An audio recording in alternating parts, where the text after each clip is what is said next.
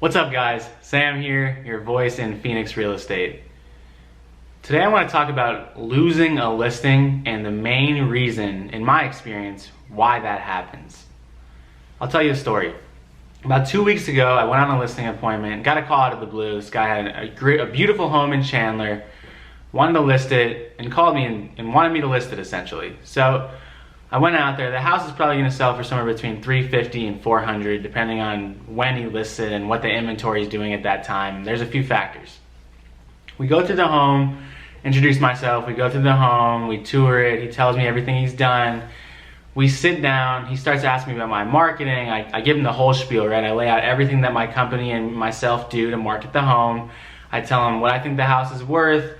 I ask him what he wants to get for it. We're kind of right on par there. And then he brings the hammer down with the one question that always affects if you win or lose a listing. What is your commission? Now, in the beginning of my career, I would always say, well, what do you want to pay, right? Do you want to pay 4%, 4.5%, 5%, or do you want to pay the coveted 6%? Almost every time, obviously, nobody would say 6%.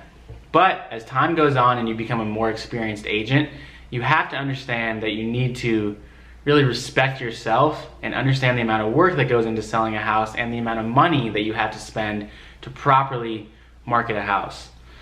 So he asked the question, what are your fees like? I say, oh, there's 6% for the commissions, 3 to me, 3 to the buyer's agent, and then you'll have another 1 to 2% of closing costs that are inevitable. It just comes no matter what.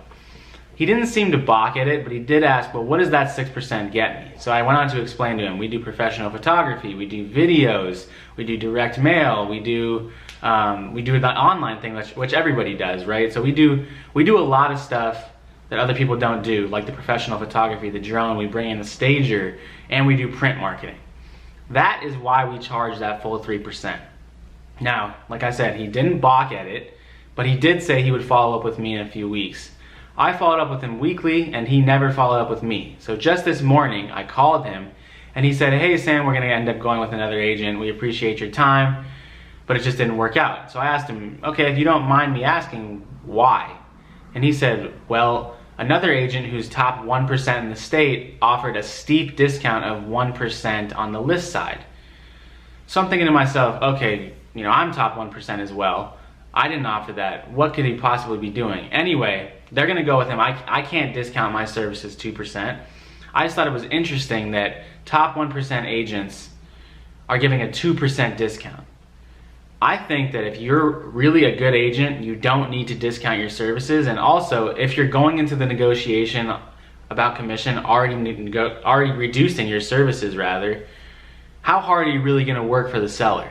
So if you're thinking about selling your house, I would strongly consider somebody who does not discount their commission in the beginning to help you on the back end, whether there's some unexpected repairs or just fighting to get you more money. Because if, let's say your house is worth $500,000 and I offer you a 1% commission to me, do you really think that I'm gonna care that much to sell your house?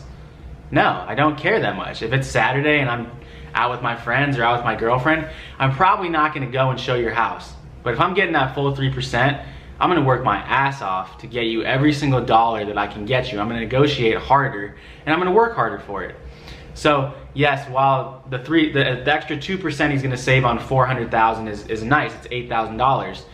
If he would have paid me that additional 2%, I might have been able to get him 20 grand more in purchase price. So think about that if you're thinking about selling your house, or if you're a newer agent or even an experienced agent that always discounts your commission.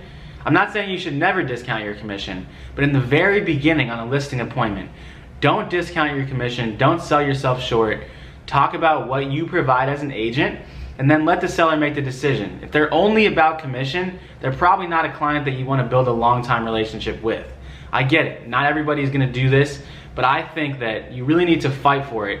And before you at least just give in, give the seller the opportunity to understand what you provide and what you bring to the table. Because we're professionals. We're just like a doctor or a lawyer. You don't go into a doctor's office and say, hey doc, I need surgery, I need heart surgery. Can you do it for half price?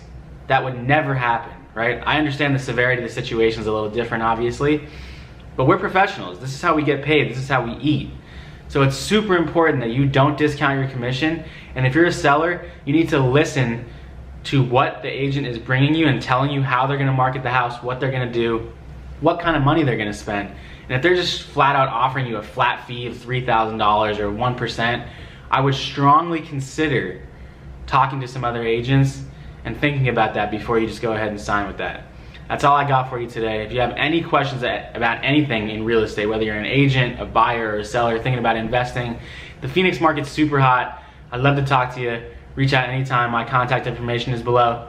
Have a good Sunday, everybody. Peace.